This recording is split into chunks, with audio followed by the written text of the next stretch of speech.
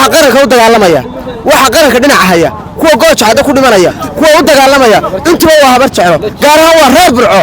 in ay qaranka habar jeclo xaggana uga dagaalanto xaggana habloodu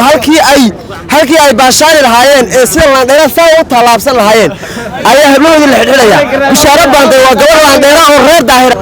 howlada si inanteeda disho way khaldantay annaguna ku dhibana gooja cad iyaguna runka iftooda waa ilaaliyeen hableega dilaan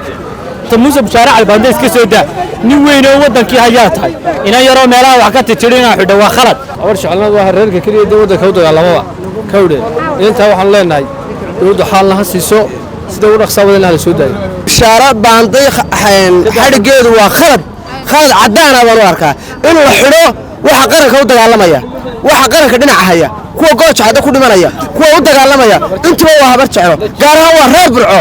in ay qaranka habar jeclo xaggana uga dagaalanto xaggana habloodu halkii ay baashaani lahaayeen ee sida laandheera saa u tallaabsan lahaayeen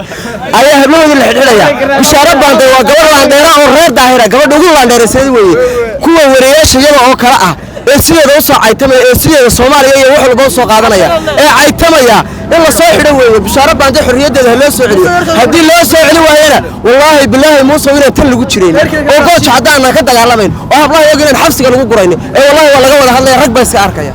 aynka weeye wala xariga bishaaro baanday waxaan arkaa de kharad baan arkaa hablaha la xulama xukuumadda muuse waxa ugu baaqaya inta xorriyadeeda ay soo celisan ugu baaqaya daalka ka dhigo marka intaasaan xukuumadda de farayeen inta xarigi inta xorriyadeeda loo soo celiyaan leeyahay daara baawdan xarigeedu aad iyo aad buxalday howlada si inanteeda disho way khaldantay annaguna ku dhibana gooja cad iyaguna runka iftooda waa ilaaliyeen hableega dilaan imika ka soo qaabto aan dheexan oo kale in la dhibbo xamal xaq kuma leh gabar habar jeclaa marka inta noo soo daamo musabaxay xariga bishaaro baanday loo kacay inuu khaldan yahay baan arkaa anigu waayo waxa qaranka u dhimanaya habar jeclo marka hadii hablu si laandheero talaabsan waayeen afkoodana waxa danan ka horan waayeen waa khalad dawladdu inay maxay ka hortimaado ragii baa dhimanaya Soomaa daanoo san danan talaabsan dawladdu waxa naga sheegay dawladdu waxa leenahay loo soo bishaaro baanday hadii kale wuxuu dhacaana uu shaqo kuma leeyahay kaba xariga bishaaro baanday qalad baa marka ee dhashay weey inay xiraan ma inantiina sharaf iyo ciisi karaamada weey migraanada inantii loo istaagay in liqoy waxaan u arkaa bishaaro baanday xariga la xidhay inuu xaq darro yahay oo dulmi lagu xidhay wariyada waxaa jira wariyaal kale oo la mid ah oo ka hadli jiray waxyaabaha noocaasa oo qaarkood calanka buluuga isku soo sawireen oo hadday hargeysan haddaan aan la xidhin la soo dhaweey laakiin waxaan u arkaa in bishaaro baanday in gaarayada lagu eegto dee muxuu ahaa la cadaadinayo rabarinimo lagu cadaadinayo welibana